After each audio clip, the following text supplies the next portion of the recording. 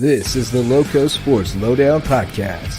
Here are your hosts, Justin Jarrett and Wes Kerr. Hey there, LowcoSports fans. Long time no see. We took 2 nights off, which is a rarity. We're not like these NBA guys with the load management. Yeah.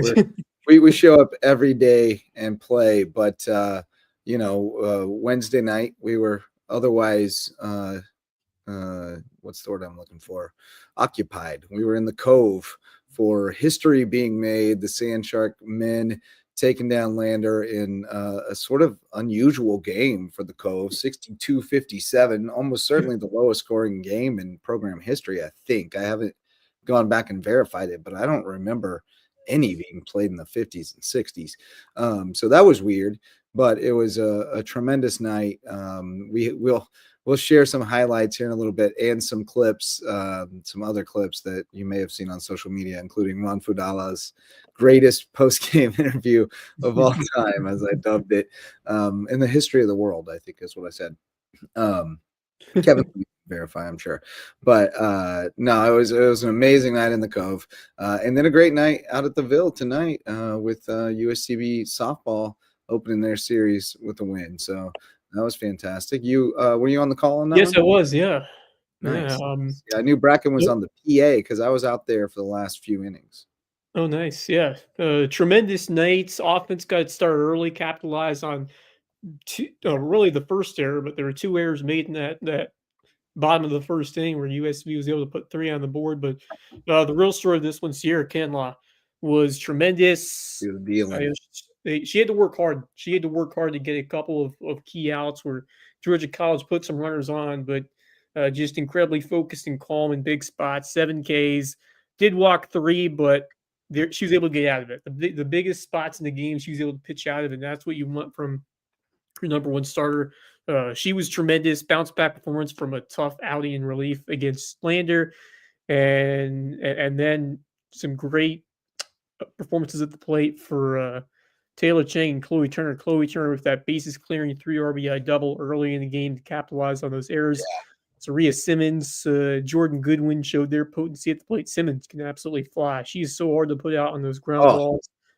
And then Taylor Chang also producing on that cleanup spot where she has for a good part of the year. And Mackenzie Ford back in the lineup, which is awesome to see because we weren't certain how lengthy the injury could be, but fantastic to see her back. 0 for 4 appearance, but I expect her to do bigger things. Yeah, knocking the rust off. Yeah. I mean, it's hard. It's hard when you come back from it takes a little while as a hitter to get to get it back, to get the rhythm back, to get the feel back. She'll be fine. Yeah. This is a fact, true fact. In classic newspaper baseball writing, a baseball error was called a boner. Which is how we got the term Merkel's boner. That's a great topic for another night or maybe tonight, who knows.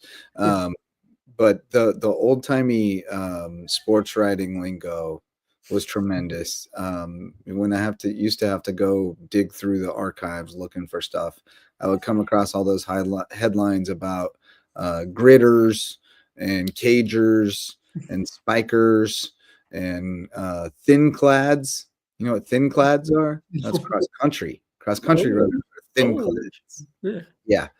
They had a nickname for every sport. The local 9 was the baseball team. The 9. It was always good times. But that's for another day.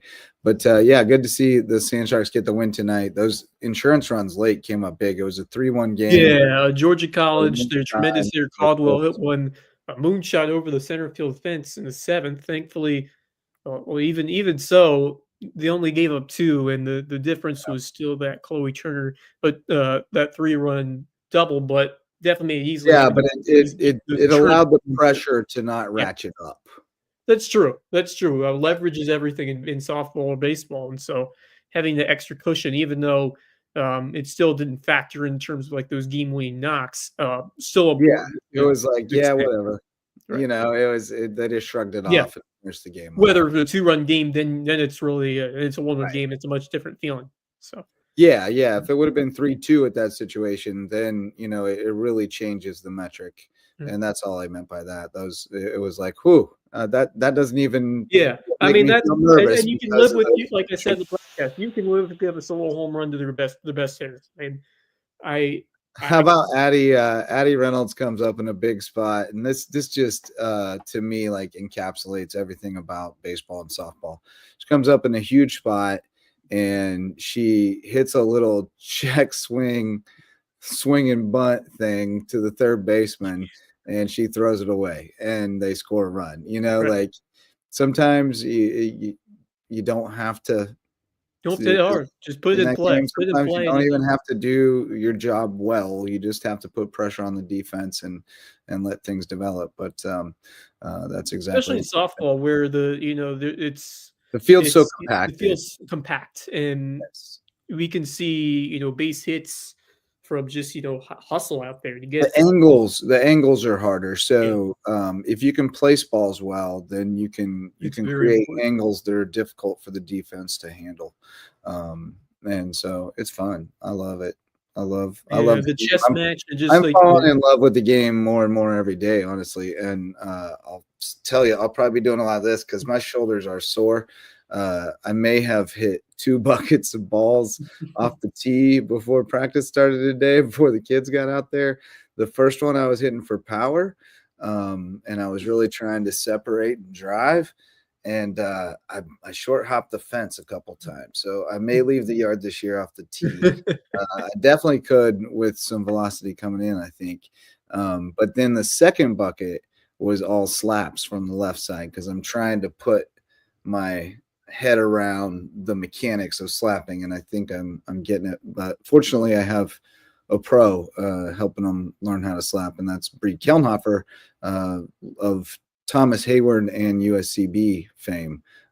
She was a slapper and outfielder for the Sand Sharks after she was a star at Thomas Hayward back in the day. Bracken Lambert knows her, and he's in the green room. And we will welcome Max Araj and Bracken Lambert and make them listen to me say that the show is presented tonight by Mickelson Law Firm, our all-star sponsor, our original sponsor. They've been with us since the beginning, and they're still supporting Loco Sports. So if you have legal needs, call on Mickelson Law Firm right in downtown Bluffton, and they'll help you out with all of that.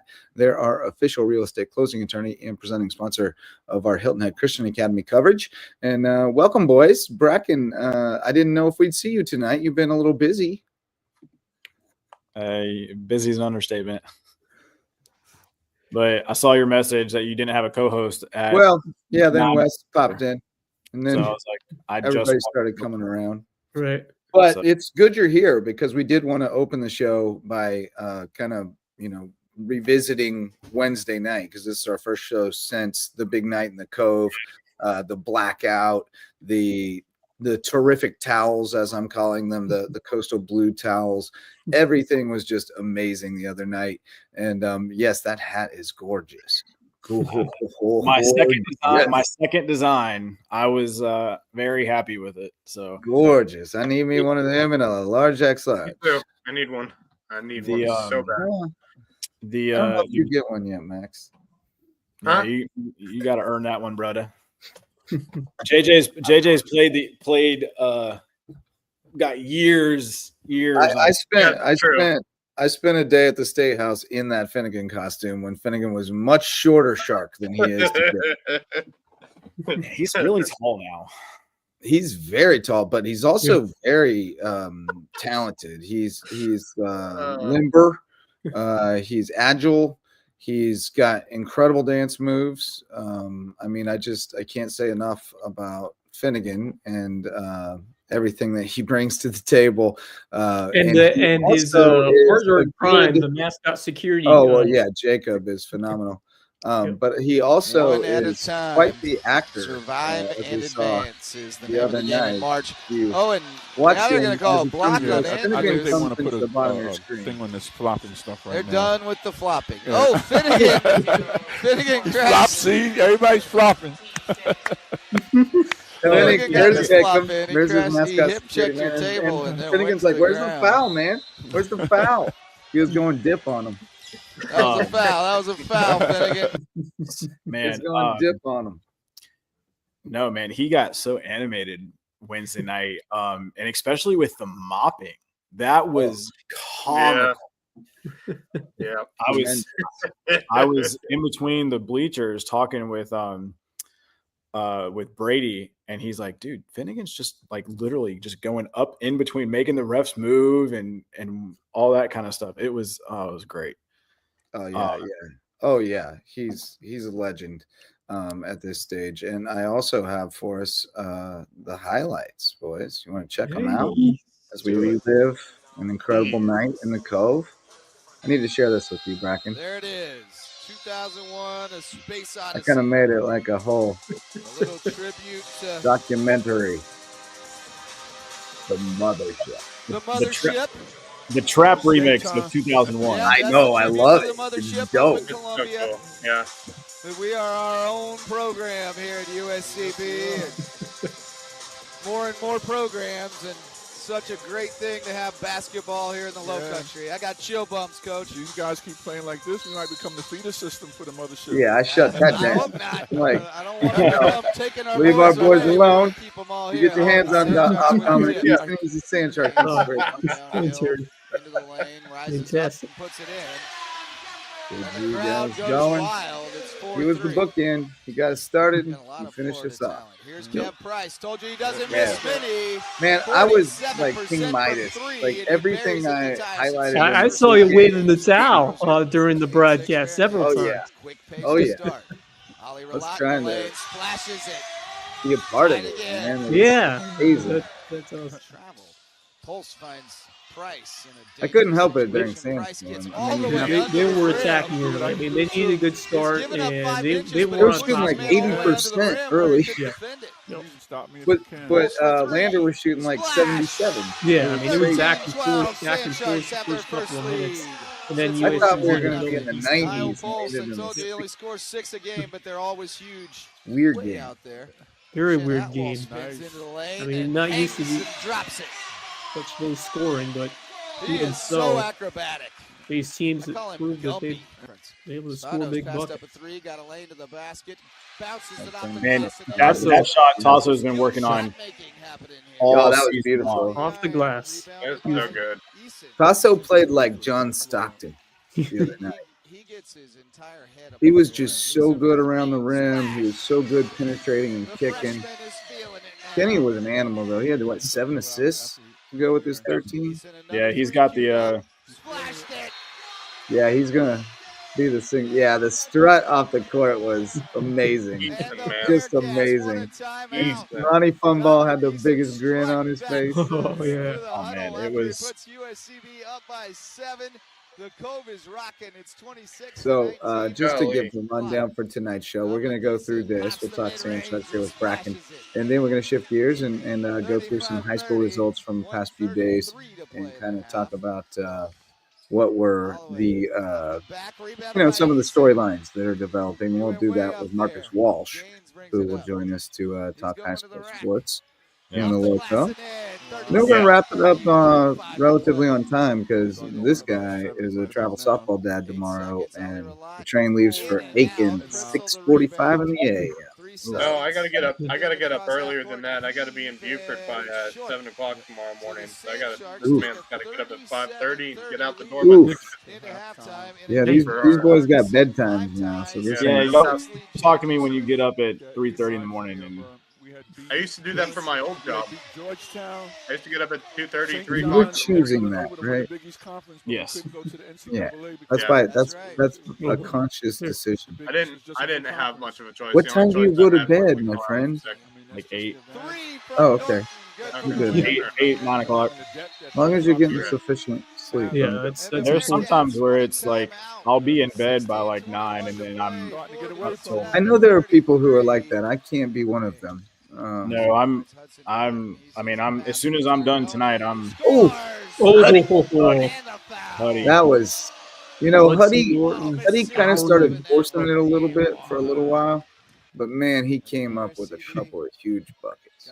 Oh man, he's gonna be huge. Monster. He's gonna be a huge. That was important, but then after that, Lander made their run. This was a 17-point game, but Lander began to hit some shots and claw their way back. They really frustrated us on offense. Yeah, we went on it like we made 1 point. It was like a It was quite a drought. There was like a 9-0 run. It was like a 15-1 run. Yeah. Oh, it was nice. Oh, I remember that one. That was kind of the turning point right there. That ended the long run. Yeah, they needed that one to stop the bleeding a bit. Yeah. And man, I'm telling you what, like Lander fought, man, it was tough, and they were making. Oh, that was tremendous. That that one ended another scoreless. Right as the shot. Right when the shot clock.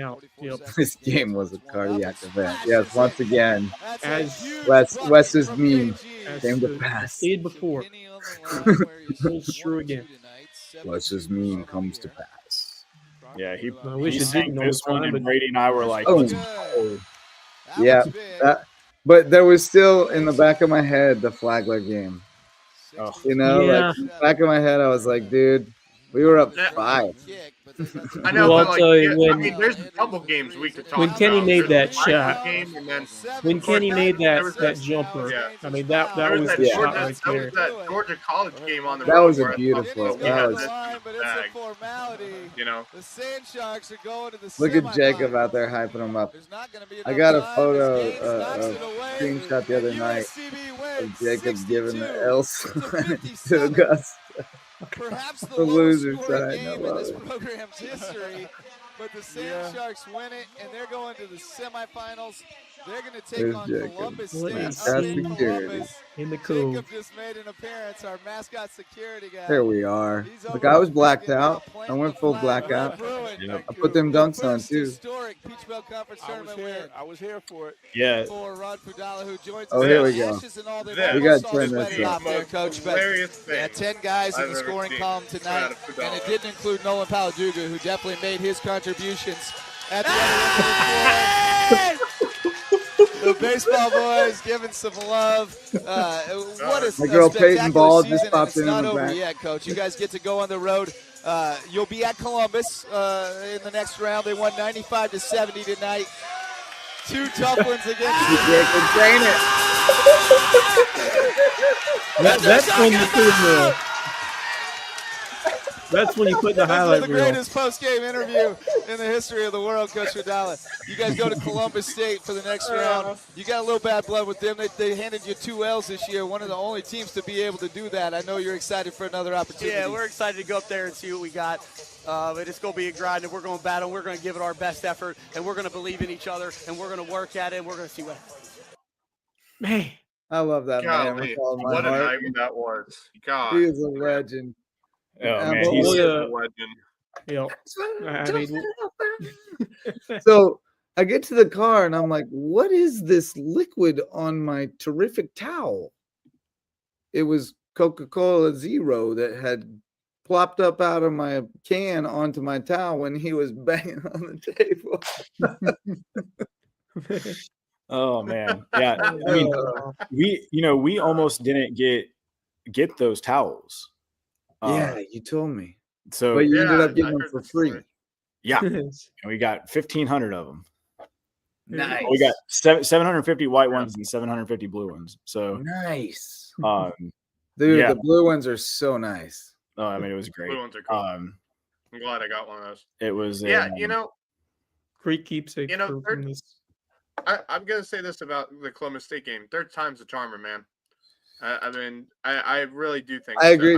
We were talking the same thing, and we were without KP. We were without KP when we played them. By the way, if they do win that, they would knock off the number 6 team in the country. Of all I just want to the number 6. Yes, number 6. I would just like to point out to Kevin Libby's point, Coke Zero does have caffeine. That's why I drank 1 in the first half and 1 in the second half. I would not have had to do that if Ronnie had left a pot of coffee on for me like he did one game before. But I think he must have finished up all the coffee last Wednesday night, obviously. But yeah, occasionally I have been gone looking for a pot of coffee, and Ron's coming out of the break room with a cup of coffee, and he's like, "Yeah, I just made a pot." He's the guy. He's the coffee guru. He grinds his own beans and all that kind of stuff too. Okay. Then see, he and I are definitely on the same wavelength because my coffee is over in the in my wing. So you know where to find it in my side. Yeah, I could probably find it if you're actually I don't in your new digs. I got to find where the coffee is over there for next season. It's just a Keurig. Yeah, I mean that's fine. Keurig does the job. You know what we have at the Ville in the teachers lounge is something called the what is it called? Shoot, I don't remember the brand name of it now, but it's like a water cooler that is also has a Keurig built in. And I love it. It's so cool. Yeah, makes my day. It ruins my day when it's down, when it's out of order. I mean, look, when it comes to what goes down tomorrow, I really like where USCB is sitting right now. I mean, I know Columbus State has got 3 losses, but they're due for a loss, man. They won 10 in a row. They are due for one.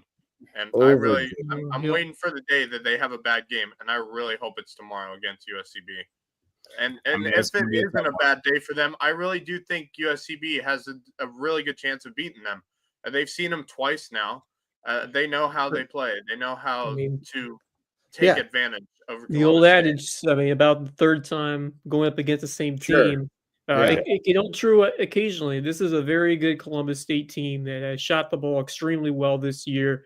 And so, even the best squads can have that off night. We'll see what happens over there at home. But I just think the Sand Sharks are, they're playing with house money this year. At this point, they've had an incredible second season. Whatever happens the rest of the way is just gravy at this point. They've not only finished top 4 in their conference, they've took care of business at home. They defend their home court. Now you're playing with the house money on your side. I mean, Columbus State, the pressure's on them to win this game. They're at home. They are expected to get it done. I mean, they are playing for they're seeding in the NCAA tournament at this point. This is an important game for them. You don't want to. So the pressure's all on them. For USCB, you have a chance to do something special, but I mean, I feel like if you play loose and you play, and you don't play tense, and you have that, high energy mentality that you're going to go out there and you're going to play for your guys and play with that joy out there, which is what Davidson, as we said, with our great head coach who stepped down a couple years ago, play with joy and you find success. That's what I want to see from this USCB team on Saturday. Yeah, it's difficult because, I mean, granted, I think Columbus would already at this point with how they've played this season, even if they don't win the conference title, would they still get into the? They'll get that large, I would assume. Oh God, yeah, they're number 6. As a ranked team, they're in for sure. They're like a 2 seed. Yeah, they've got a very good chance to even host, even if they don't win. Yeah, that's very true. Yeah, So I think it's more on USCB. I don't think the pressure's as much on Columbus State. I mean, yes, obviously the pressure would be for Columbus State to win a conference championship because they're the team most likely to get it, and if you lose, it's a bit of a disappointment. But what I'm trying to say is that for USCB, you've achieved some incredible moments and milestones already. You don't expect to win this game. Right. It would be awesome if you're playing with house money. Right. Playing with house money. Yeah. Well, I'm going to try to keep us on time here, boys. So, and we do have other guests waiting. But nice win for USCB softball today, Brack Daddy. Fantastic. Great. Yeah. I mean, much needed first conference win after a couple of heartbreakers on the road, including that 11-10 ball game back on Sunday. But this was the get right game they needed, and more so than just a get right game, because Georgia College, they won their first series of conference play. They beat Columbus State, so not an easy team to play at all, and took advantage of the early error. And then Sierra Kinlaw with just a tremendous showing a couple of times, making a couple of strikeouts and like 2 strikeouts in every inning in the middle couple of innings. She was dialed in, and then Madison Murphy getting the save. It was great to see her come in and just lock it down, and a great catch as well by Jaden Goodwin on a line, a little looper over there, and that almost got over, which could have extended the rally for Georgia College, but yeah, some great defensive plays for USCB, and then Madison Murphy lock it down there at the end. One they needed to get. Now you'd love to win or even sweep this series. I mean, you have the opportunity to do so coming into tomorrow, and you got the momentum on your side. Hopefully they can keep it going and produce a tremendous weekend here at home. I expect them to be dialed in come tomorrow. What was the baseball final? I saw they were down 14-4. Yeah, 14-4. Yeah, I mean, it's just JJ, your face just kind of the little. Yeah, I mean, it's just I envision the Bart Simpson cake that says, "At least you tried." Go in the trash. Yeah, I mean, you know what? Like the guys are playing hard. 11 singles. McEachin over at Georgia College texted me and told me what was up. Nothing hit hard. Yeah, and so it's just dunked them. Yeah. So I mean, they're playing hard, and something's gonna click. Hey man, if they're bringing as much energy to the baseball field as they brought to the Cove the other night, then it's gonna turn around for them at some point. It's all gonna come together. This is tough, man. Yeah, well, I mean, they've had one of the toughest schedules I've seen. They have, and baseball's a different kind of game. We all know it. There's been all kinds of teams that have started their season, Major League Baseball teams, college baseball teams, whatever, that have started awful. And then it came together, and they were rolled like Fresno State. The Nationals a couple of years ago were an example. Yeah, of it happens. And they have a ton of new guys, and they're. I mean, they were bonding together the other night, trolling the hell out of Lander.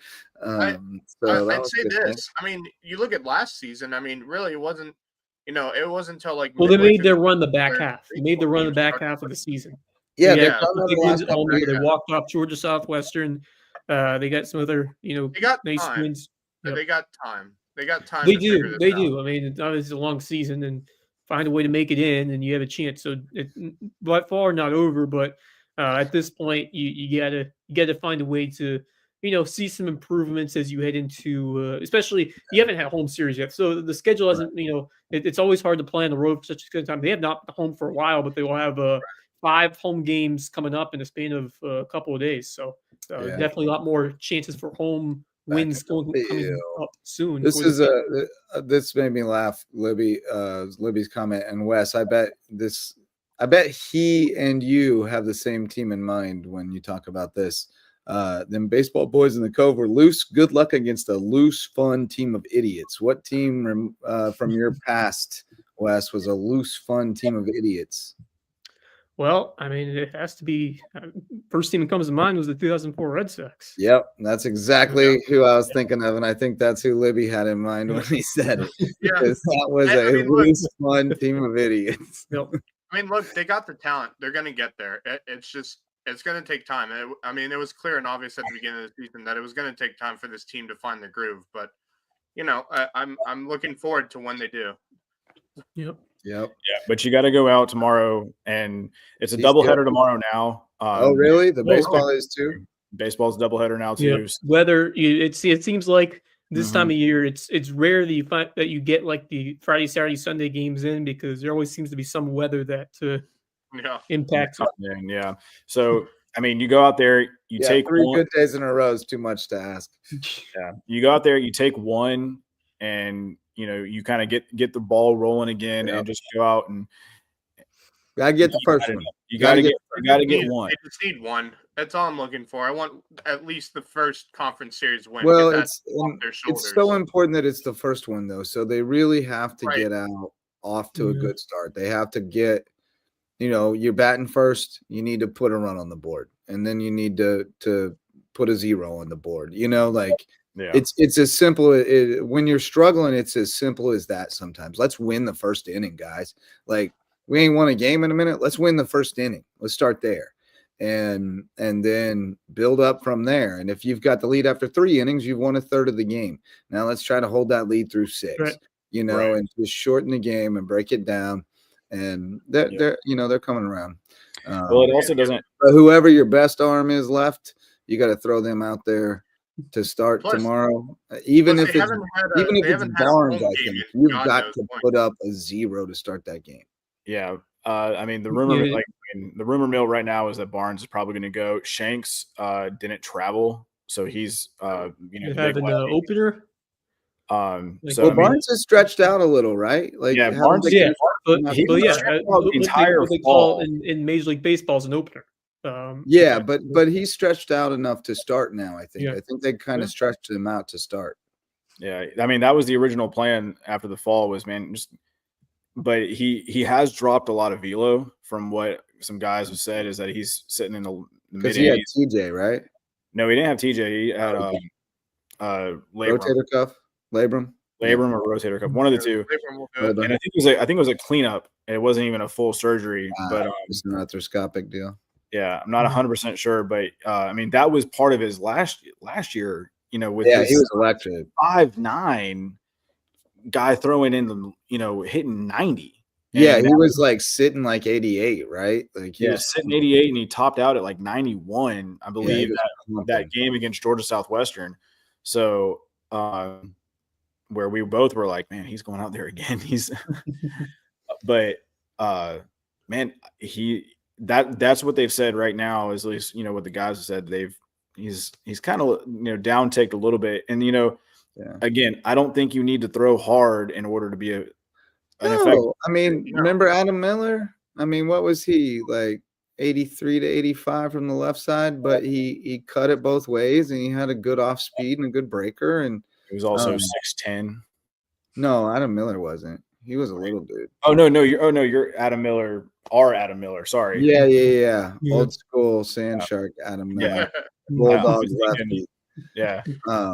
But no, I mean, there's a lot of ways to get people out. And he's got good off speed stuff. He does. His off speed stuff's all nasty. his stuff's lively. So I think he'll be all right. But they need him to eat some innings tomorrow and give him a chance in game one. That'd be huge. Yeah. I heard we got a knuckleballer emerging in Hardyville. Yes, we do. We do. I love it. Well, hey, Bracken, we know you got another busy day tomorrow, so we'll let you get going. But thanks for joining us, and go Sand Sharks, baby. Fins up. It's gonna be a fun day tomorrow. That's right. Yeah, we'll catch up tomorrow and watch the game. Yeah, man. I'll be in Aiken softball dadding, but I'll definitely be keeping tabs on the game. Yep. Same. Yep. All right, guys. Peace Later. out. Later. Yep.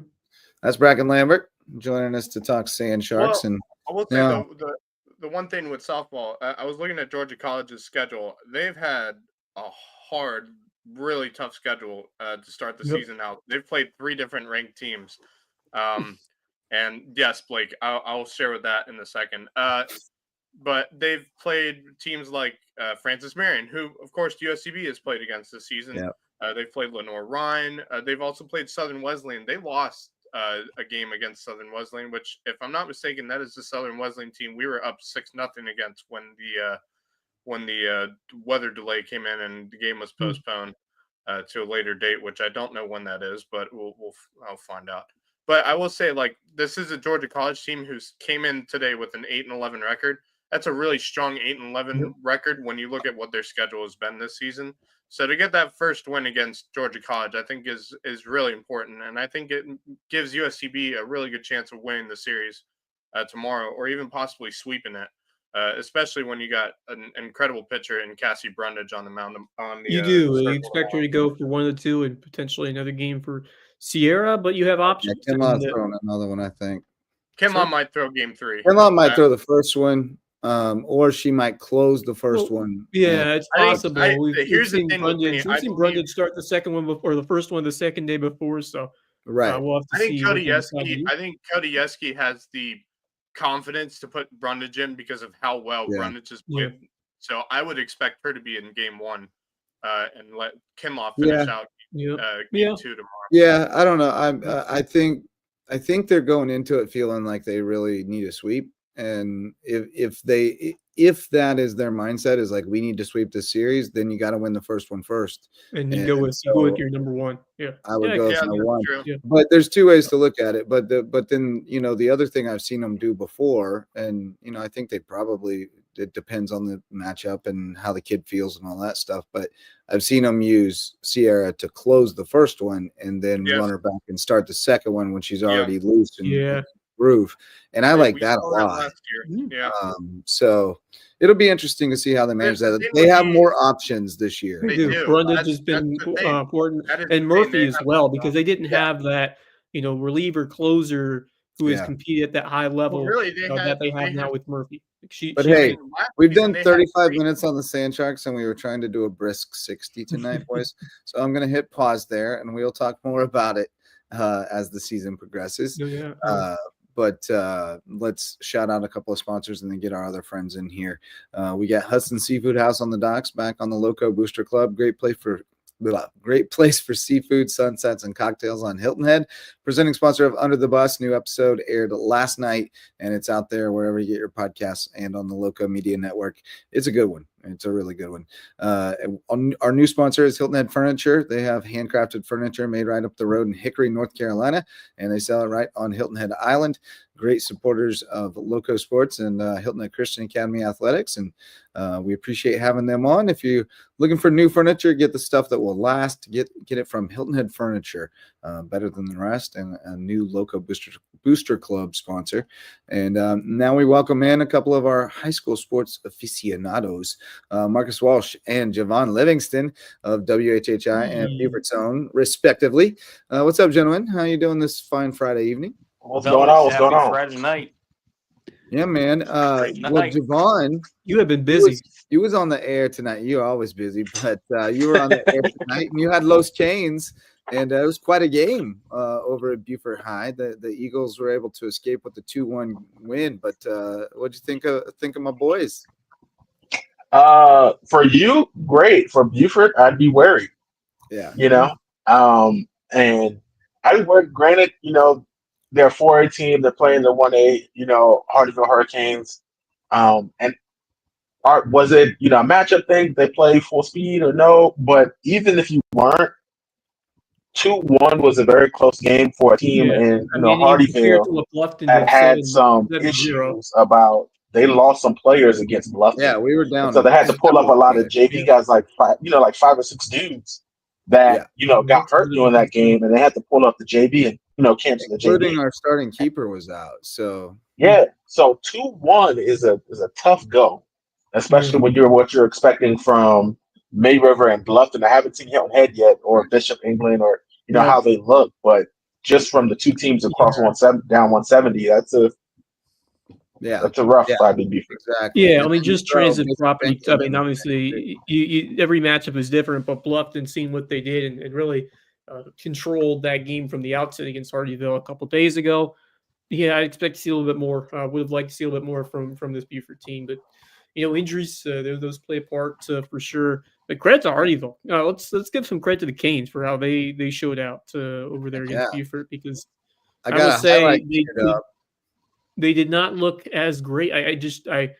I mean, they certainly tried with effort-wise, but they just were not on the level, same level as Bluffton. So to go out there and battle to a 2-1 loss like that against a 4A team, that's tremendous. That's tremendous for I think we were down 2 or 3 starters against Bluffton, and then and then there were more. There were some injury concerns in that game as well. It was a bunch of guys. But check this out. I got to remove something else first. There we go. Check out this run by my boy Ephraim. Remember this, Javon? Look at this. Zoop. Oh, yeah, full speed. Zoop. Yeah. Showed off some speed right there. Wow. Remember when Ephraim made the game-winning field goal during football season, boys? Against That's Ephraim. Football's not his first sport. Me and Justin have talked about it before with Hardyville. Is they probably have one of the toughest schedules out of any 1A team in South Carolina this season. The toughest, without a doubt. The toughest. And I'm going to be honest, the region they're playing in this season is the toughest region in 1A soccer this year.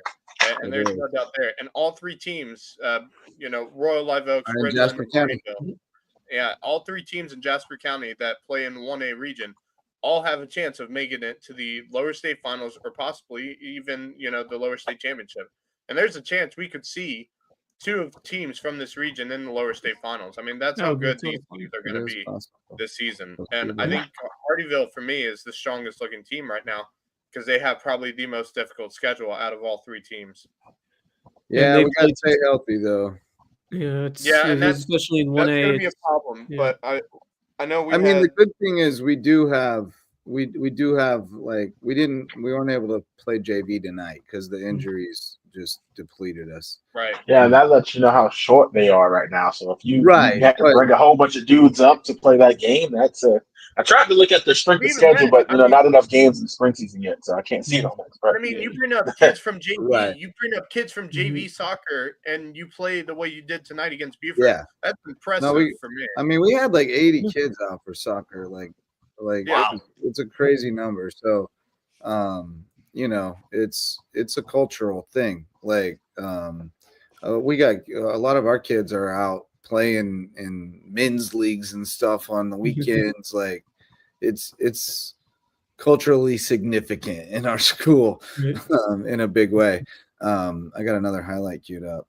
Here's the Canes' goal to tie it at 1, and then I'll try to find the one that Buford got one right back, right? So yes, right. Like 2 minutes later, I think. Pounces on it.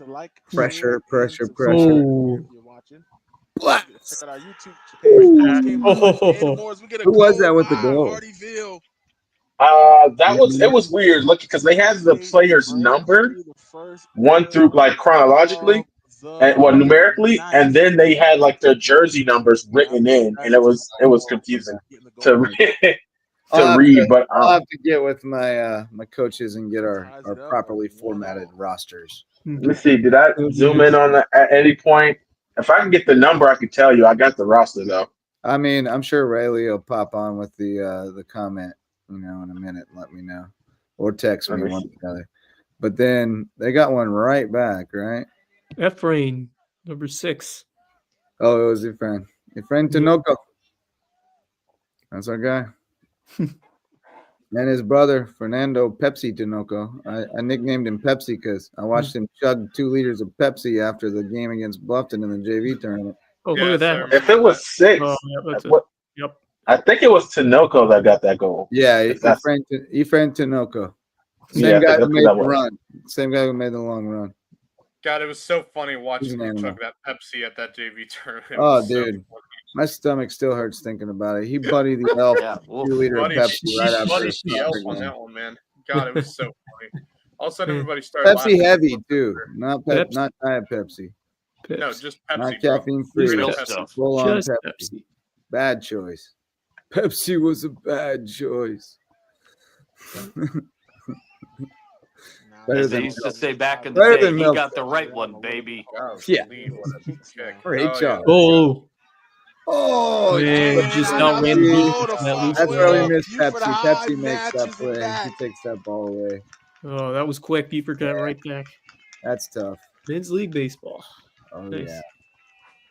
That's going to be Thomas getting the goal there. I mean, I am in contact with a gentleman about trying to bring American Legion baseball to the Ville. Ooh. Yes, yeah. I'm excited if we can get that going. I was supposed to call him back today, but my day got away from me. But y'all.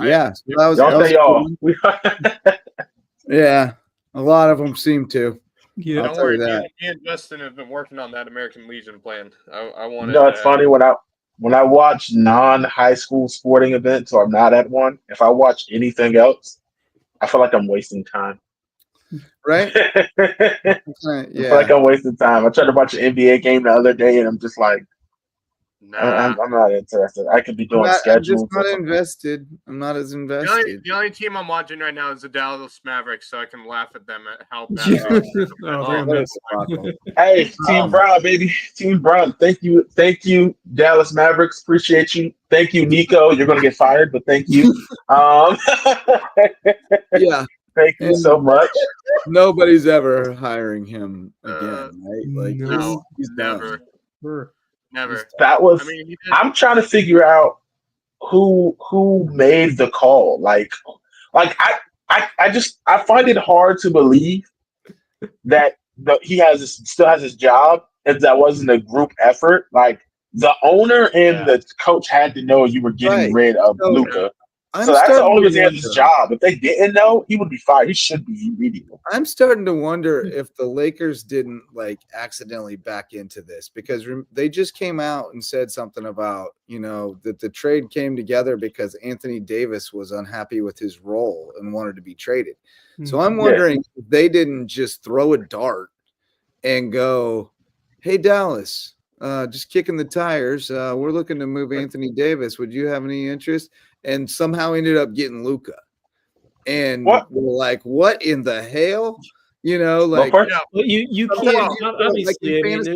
Sometimes you throw a trade out there. There's no reason that just to get the you wheels shouldn't be kicking the tires if players are available. But to give away a franchise player, Luka Doncic, instead of still very young player of the franchise. Yeah, he's the face of the franchise. He is. Why would you give Jazz away moved that? to Utah where they don't allow him using. Yes. I mean, yes, there's for a older and injury prone player. It's just there's a lot of risks there, and I mean, Luka has been he's been a superstar over there in Dallas. They was worried about his thickness, his weight. Yeah. But at the same time, he's averaging 25, 5 and 5, and doing a triple double. And y'all just came off the finals. If he's fat, he's fat. But dude, he just averaged a triple double. It was a weird time to decide that he was. By the way, I did mention the other night, and I'll say it again. So, of course, Kyrie Irving went down with the ACL injury. Right. So him and Anthony Davis, after the trade was made, they played a total of one game together. One game together. Because Anthony Davis, in his first game with Dallas, had the abductor strain in his groin area. And then, I mean, if that wasn't enough of a sign that it was since Kyrie Irving went down. Well, that was a classic Anthony Davis game as a bandwagon kind of Lakers fan, because I'm a LeBron fan. I go wherever LeBron goes. You know what I'm saying? Right. So watching the game, his debut game was classic Anthony Davis. Dropped 20 and 10 in the first half, come out in the third quarter. We think we're going to win the game, and then he's the Family Guy, Peter Griffin. And then he's limping and he barely got touched and he's gone for 3 weeks. That's Anthony Davis. The problem with Anthony Davis, and the reason why he might not make the Hall of Fame based off the latter part of his career, is because he's 40 and 20, but then he's out for 3 to 4 weeks. And you can't play if you're not on the court, and that's why he's not going to be in that 65 game minimum. Availability. He's never going to win the award again. Absolutely. He's never going to win. Otherwise, you're getting paid a lot of money to eat up a roster spot that you're not contributing to, and there's nobody else on the roster who can do what you do. And he's eating too much. He's eating too much. Of the cap to not be available all the time. Dallas gave up valuable bench players as well to the Lakers, including I think it's Markieff Morris. They gave up Markieff Morris, who was a valuable bench player for them, and they gave up him along with other bench players. All right. Enough NBA, though. No, we do need to get back on track here. They're paying Stephen A. Smith like $11 billion to give his NBA takes, and we're not getting anything for that. So we got high school sports. We've had a lot of high school sports. Speaking of LeBron, rolling up on Stephen A. But go ahead. My bad. There was no high school sports Wednesday because there was a storm that happened while most of us were sleeping in because we got the day off. And then it was beautiful the rest of the day. And that was awesome. It was a great day. Waste of time. It was wonderful. Well, you sometimes you have to be cautious of the weather. It was the universe rewarding some people who. I will say it did get real windy later that night. It got real windy. It was mega windy. But it happened while I was sleeping. I woke up. Bro. I woke up and was like, sweet. No, school buses, bro. It's school buses on bridges, period. Yeah, that's true. And at the time when the school buses would have run, it was dangerous conditions, period. We cannot put our babies in school buses on bridges when the wind is blowing 35. Be kind to your babies. It was not 35, but I disagree. But go ahead. I'll let you guys have it. All right. Well, yeah. Well, You want to answer for the babies getting blown off the bridge? Because I do not. But anyway, on Thursday, we had some lacrosse, and I've noted a trend in lacrosse this season already. We have haves. Have nots. There's a very, very wide gap. Yeah. We have some good teams and we have some bad teams, and there are not very many competitive games. It doesn't seem like. I'm looking forward to when we see the good teams play each other. Yeah, and that's gonna be the thing, and it's crazy because you spend so much time, and we want to talk about media and ratings and coverage and all that, things like that, where you want to go, and you use 3 games on girls lacrosse, and they're not competitive. It's like, right. Like, dang, we shot our shot and it was 18-0 or whatever, Yeah.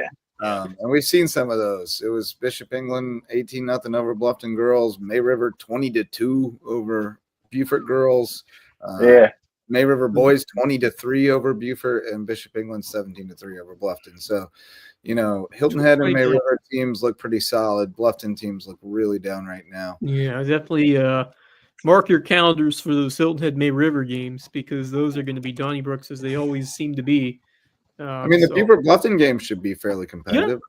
Yep. How about Bishop England May River, Bishop England Hilton Head? Those are. But I'm more interested in the all loco kind of games. Yeah, I think Bishop England's probably a cut above May River and Hilton Head, but I don't know that yet. I just intuitively it seems that way. That's why I put it. We'll see. But May River Hilton Head should be a really good matchup. Yeah. And then whichever one's the better of those two will be the one that we send into battle against Bishop England, right? Hey, and then speaking of Bishop England has been relatively competitive. I know a lot of people talk about the charter schools and things moving up classifications and having to deal with it. Bishop England still has been relatively competitive or dominant still across the board. Yeah. And Coach Jones, for Beaufort High track, wound up talking to their track coach. He was like, "Oh, you guys look at me." He said, "Yeah, y'all ain't gonna touch us in that. Y'all had us in basketball, girls basketball. Y'all not gonna touch us in track. It's over." No, Reggie's coming with an army. In the words of Chad Ochocinco, somebody will kiss the baby today. What's that? It's not just Reggie, but you got to go all the way back to the beginning with Herbert Glaze. Absolutely, of course. With that, I just talked to Coach Jones on the way in. That's all I was saying. Sure. Yeah, I'm just saying, piggying back off JJ's comment that he's bringing an army with him. Yeah, and Coach Glaze is a big part of that. Well, Coach Glaze is the general. That's right. He's the old general leading them into battle, and he's still involved, and he's still pretty spry. I saw his name on the track for a reason. Basketball season, and he looks as sharp. And was he on the baseline hollering at people? He was actually in the stands. Okay. Usually I see him standing on the baseline, either stands, coaching or hollering at the refs. When you go 1-18, that kind of helps. Doing a little bit of that during the Bluffton game that I was at before I actually started calling games myself from this past season. But yeah, I'm really impressed with everything that Beaufort's got going on, and the Low Country really looking forward to keeping a little bit closer tabs on what happens this spring. Yep. And really going to start getting things to high gear next week. And what I want to talk before you leave us, Javon, is a special broadcast coming up on Monday. Oh yeah. So Monday I just did the math crunch, and I was just looking at it as I was making the schedules. Monday is going to be your 100th game of the school year for me this year. Usually that comes a little bit later, so I'm kind of stretching for it. So early in the spring season, that means they're putting in the work. Game number 100. You've been grinding. Awesome. Yeah. Grinding. Yeah. And you don't have your right-hand man with you right now because Tristan's busy playing baseball, right? Yeah, I always do that every single year. Kylie joined me for a while. She's softball. My little cousin Olivia, she was working the camera. She plays softball at Bridges. Tristan Wellbranch, Dom Camacho wanted to help out after football season, but he played baseball. Yeah. So once they started preseason conditioning, I always wind up with baseball, softball players. Well, But, it's the fact that yeah, student athletes are the most reliable kids because they're the ones who have always had to balance the most. Yep. Yeah. School They're and held accountable. sports, and it's just a lot going on for those student athletes. But that 100th game will be on Monday, and it'll be between Hilton Head Christian Academy and Hilton High for baseball, which Calm will down, be at Max. Nest, correct? At Hilton High. Calm down. Yes, it'll be. Yeah. It'll be at. It'll be at. Yeah, it'll be at. Yes, which I is can't root for them. which I is can't the root place for them where I as called much my very anymore, 'cause first I coach baseball my own game. team now. Yeah. I can't. That's where you called your first baseball game, Wes? Is that what you said? Indeed it was. So Oh, that's dope. That'd be so great to perfect. get That's back beautiful. there. Yeah, it's a beautiful field, a great complex, and It is. it'll be fun to get back there. I remember my You time get to playing be on that you field. get to be up in the crow's nest over third base dugout. I don't know. Well, I don't know if we'll be I wonder if they'll set you down up in close there. to the action, or we'll be up there. I don't know. But I usually, with the way my setup is, I usually wind up pretty close because I'm we're not normally full close wireless. But to the home plate. Yeah, but I'll see because I've actually never been to Hilton Head for baseball either. So Wes, not to say either. So I haven't been there. I'll take it a layer. I'll add another layer to it. First event that I attended as an Island Packet reporter was an American Legion baseball game, Low Country Heat at Hilton Head High School, and it was I'll make like it better. I'll make it I better. remember calling my mom at twilight and being like, "This is unbelievable. I'm standing on Hilton Head Island. It's so beautiful. I'm covering a baseball game. There are palmetto trees everywhere." And I was there with the outgoing reporter, Ryan O'Connor, who is now a children's book author. And he went to St. Mary's Colgan in Pittsburgh, Kansas, the town about 20 minutes from where I grew up. That was our Bishop England. They recruited from all over the area to their Catholic school and played against the small schools and beat the snot out of them. And so when I got here, I met a guy from home, first person, and he took me to the Low Country Heat game. I'll make it like, holy cow, what a world. I'll make it one better. My first ever start as a varsity baseball player was at Hilton Head High School. Holy cow. Against Hilton Head Christian. When we won our first ever game against Hilton Head High School. We had never won before, and won our first game. Your first start on the mound, or your first start? No, my first start as a player. Overall. My first start in my junior year, we beat Hilton Head High School. That's amazing. It was the days when Dargan Cherry was behind the plate. We had Michael Grobner, John Blackshire, John Burke, and a bunch of other players, And remembering some dudes. There's a lot of memories on that It field. all comes back to Ron Costello Field, ladies and gentlemen. Yes, it does. All right, now come on, give it to us, Walshy.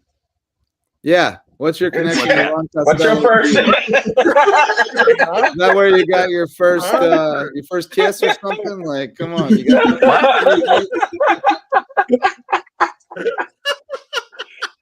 Well, you're not going to believe this, but Sam and I shared our first kiss right there. Come on, you're like, come on, Walt, I got nothing. Hey, Walshy, chill out. Have you at least had a Kelly burger? Javon, that was the funniest thing ever. Javon was like, hey, Walt, you got anything? He's like, huh? I was waiting too. I got nothing. Only tomatoes are supposed to be that color, Walsh. That's good stuff. But no, I have great memories at that place. There's been some really good teams come through there between Low Country Heat. T-minus 55. Randy McGarvey is worthy of a Loco 30 for 30 unto himself. Oh my God! Yeah. What a man! What out of Costello Field?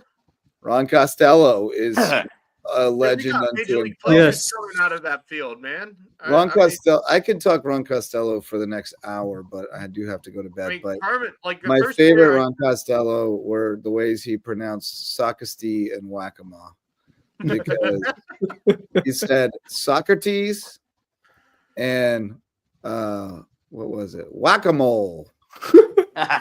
Socrates and whack-a-mole.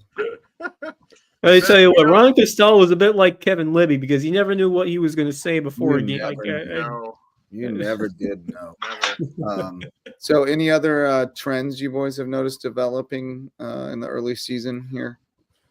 Samar's back in right field for Buford. What's that? Oh, really? I saw Samari Bonds is out in right field for Buford. I like that. Thomas actually caught that one. He sent me. We were chit chatting about the Seahawks, all their moves that they that they made, because Thomas is a Seahawks fan and he happened to pop that up. That Thomas he saw Samari Bonds on the roster there, their game day roster. I like that. I like that a lot. All right. Well, let me shout out the last round of sponsors and we'll bring this thing in for a landing. We got Base Hit Life, baseball and softball themed apparel, just like Max's Calm Your Mitts hoodie that he's wearing today. Live your best base hit life at basehitlife.com. They got some really cool designs over there. I need to pick some up because I'm a softball dad, so I got to get some softball. That's true. And I'm a softball coach, so I need more. I got a bunch of baseball stuff, but I need softball stuff.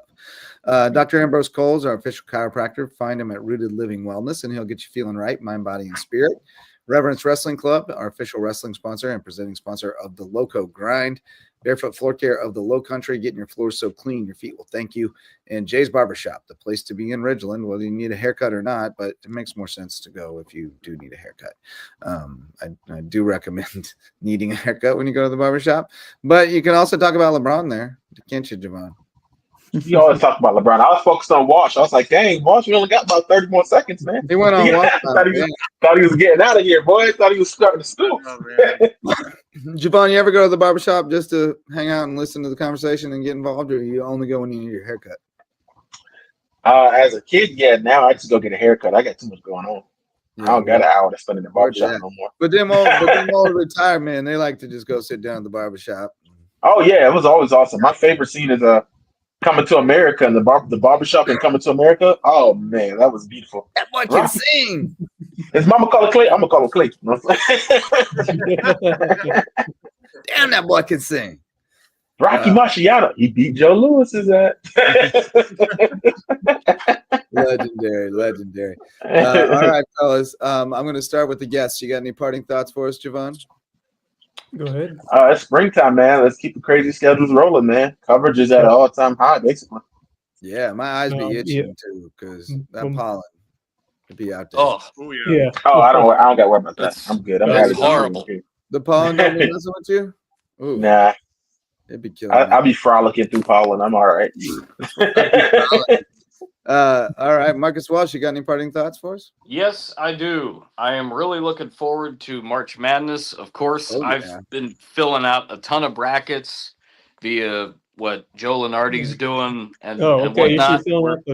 We're getting real close, but I definitely want to congratulate the LSU Tigers winning the DRI the other day, despite some tough conditions there on Wednesday, as well as Luis Rehnquist, senior from Sweden, who plays for South Carolina, and then Arkansas's Kendall Todd, as they were the two individual winners. Congratulations, ladies.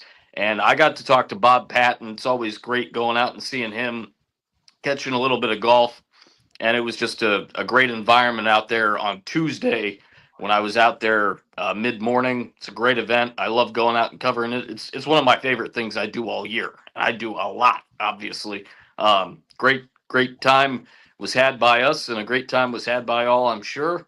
Another great DRI. 13 years. Wow. Bob told me he's not planning on changing anything. And I said, you really shouldn't, because the event is run well-oiled machine at this point. Outstandingly well. Yeah, it's like kudos to him, Rob Ryan, and the rest of the crew, as well as Lindsay Finger, part of the communications crew that helped make that thing just flow. It's amazing. Right on. That's really cool. Max Araj, parting thoughts. Three real quick things. I did notice this morning as I was going across my social media platform that Joey Bosa has been released by the LA Chargers, so he is free and available for any team to pick up. Falcons, now's the chance to pick up a defensive end. I'd be for it. I'd be for it too. Second thing, I'm out on the Bosas. Yep. Clowns. Yeah, well, I injuries. Injuries. Blake Rayleigh we had talked about this real brief early. Knuckleball. Yeah. So I do have a knuckleballer on my team this year, and I think we're going to use him. I got to talk with head coach Eamon Collins about it, but my boy Kyron can throw a mean fastball. It's got a bit of a cut to it. He's got to get his velocity up a little bit, but he's throwing it pretty well. And then all of a sudden, one of our catchers and one of our top players was like, "Yo, Kyron, show Max this knuckleball." And I was like, "Oh, okay. I'm intrigued to see this." This thing is nasty. I mean, I have never seen a kid his age throw a knuckleball this well. I'm very excited. You got big hands. Makes sense. I'm going to use him. And then my third thing is I look forward to Monday night, Javon, as I hopefully will be there Monday night to be hopefully on air with you and Wes for your 100th game. And what a great experience it will be to watch for my first time this season, Hilton Head Christian, as well as Hilton Head High School. I'm very intrigued to see how Hilton Head High School. It should be a good matchup. It should be a very good matchup. And Christian Academy's had a good season so far. They had a tough. And it falls at a time in the season when they should both be able to throw their best guys and go for it. Absolutely. So I'm very excited for that. So those are my thoughts. Yeah. Awesome. Yeah. I have two. I will start with another big story in the NFL. The Seattle Seahawks have traded Geno Smith to the Las Vegas Raiders. Yeah, really? A reunion. They clean house. Yeah. Wild I did not see that. Yep. So I don't know how much BP Max throws because we got somebody who throws more gas than him. We got Eamon Collins carving him up in BP. Yeah. He's Eamon can carve. I mean, I could carve him up too, except for Millie and Trent. I think Millie and Trent could hit the crap out of me, but the rest of them, I think I would have no problem against. But Eamon would mow down anyone. But I do have another parting thought, which is more locally based. This weekend, of course, is the state championship games for the South Carolina School League basketball, and I wanted to give a special congratulations to Denmark Olar, your 1A boys state champions. Denmark Olar, they're fringy loco. Yes, they're fringy loco, but worth giving them a shout out because they have had a tremendous year, and they took down Abbeville for the state title. So Max, you always root for the conference, buddy. That's our region. Our region repped and went and won the state title. You got it. Yeah, no. If it was Ridgeland, sure, but Denmark, no. We got to show love. Joshua Goodman, our boy from Hampton County on that squad. Well, did I see a player have cousin to the Beauvain? Is it Jordan Beauvain? Why am I blanking? Hampton. There's a lot of connections between Hampton and Denmark. I'm fully in favor of Denmark, and I heard I didn't bet money on it, but I did tell Kamari Denmark was going to win it all. He had them going out in the semis. I'm pretty sure Kamari told me the other day as that game was being played, someone from them had 30 plus in that game. Yeah, Goodman had 30. Yeah. Yeah. Wow. He did. Yeah, he balled out. First, and it was like 58-53. So he scored a lot of them. You got another one, Javon? Yeah, it started with Walsh, and I held it this whole time. Mm-hmm. I held it because I didn't want to interrupt anybody. Because he mentioned March Madness. And I wanted to piggyback on that. Did you guys see the Sun Belt Conference bracket? Yes. If you're like the lowest seeded team, that is. Hold on, let me get this up. This is the while slightly fair, it is crazy. Like if you did, it rewards the regular season so I love much, it, Joe. which I love. Oh my goodness, it's bananas. It's When you crazy. look at it, you're like, it makes too much sense. I think it's a little bit dramatic, but at the same time, 1, it's 2, fair. 3, 4, 5, 6, 7 games. If you're that is insane. I love it because as a one bid conference, and you're a one bid conference, it sucks when somebody gets hot and steals a bid from a team that could have done something. And so this kind of safeguards against that. I mean, it rewards the regular season, which is important because you want to have the best champion in March Madness in the NCAA tournament, and sometimes you have those crazy runs where 8 seed knocks off and all of a sudden you lose the 1 seed. So I understand. So for those of you who can't read this, so basically the top 2 seeds just have to win 2 games to win the championship. So it's they get they get a 1, 2, 3, 4, 5, a quintuple, or actually sextuple bye, or no, they get quintuple bye because they the bottom bypass 4 the seeds have rounds. to win 7 games. Can I just say, That's the second time I've heard that word in a week. Quintuple bye. Southern Miss, UL, and Quintuple. Louisiana somehow make it to the semifinals, I'm gonna lose my crap on them. That would Oh be my god! If somebody made a run, like how crazy would it be if somebody won 7 in a row to win the championship? Dude, and deservedly so. In 7 days, But you know what? So you have to play a game each day. But you know what would happen too, which would also turn out to be an argument about being both ways. But I don't want to hear it because they needed to run this gauntlet to prove they were the one big team to go in. You know what I'm saying? Yeah. But it would be like, oh, they went on this run. They won their conference because they won 7 straight, and then they lost in the first. Oh, it's because they're exhausted. Oh, freaking well. If you weren't the 8 seed, you wouldn't have this problem. Yeah. Right. I'm for it. I'm 100%. Makes the regular season games mean a lot. I love it. That's beautiful. Yep. I just got a screenshot from my boy RJ Ball watching us on the big screen. Yeah. We also talked about with March Madness. We mentioned it about a week ago. I mentioned I really want us to do a March Madness show where we all pick out our brackets and stuff like that, which would be we should definitely do that. We should do we should do a selection Sunday show where we that'll be all y'all. I'll just be drawing straws. Me too. But we should definitely bring in some people who don't even know, casuals, who just don't even know or care, and because normally have the best bracket each year. They're always the people who are give me Cretan, yeah, or Villanova. That sounds fun. I'll take them. But you know how that works out? It works out like me playing basketball as a non-basketball player. Basketball players hate non-basketball players because we don't fall for the shimmies. We don't fall because we don't know what you're doing. So we just stand there. we don't fall for it. We don't react fast enough. Yeah. We're just chilling, so they can't shake and bake on us. So that's what that is. You don't know who's good and who's not good, so you're just thinking. I've got a parting thought to take us out. It's a small world thing, but it's pretty cool. Everybody knows Curry Kirkpatrick, a legend, absolute legend, an American treasure who happens to, by sheer blessings that I don't deserve, have a platform on the Loco Media Network through Under the Bus. But I received an email today that is absolutely amazing. Trying to reach Curry Kirkpatrick. Hi, my name is Jake Hafner. I was recently talking with my father, Tom Hafner. He was recounting his days in basic training at Fort Jackson in the 60s, and he mentioned a fellow soldier and friend of his, Curry Kirkpatrick. I said, the sports writer? He said, that was the guy. I've been a fan of Mr. Kirkpatrick's writing for years and was amazed my father knew him. My father had some great stories and would love to reconnect with Mr. Kirkpatrick. I'm hopeful Mr. Kirkpatrick remembers him and we could get them in contact with one another. My father doesn't use email. Shoot, I just gave this man's phone number out, but thank you for taking the time, blah, blah, blah, blah. Please, no one harass this man.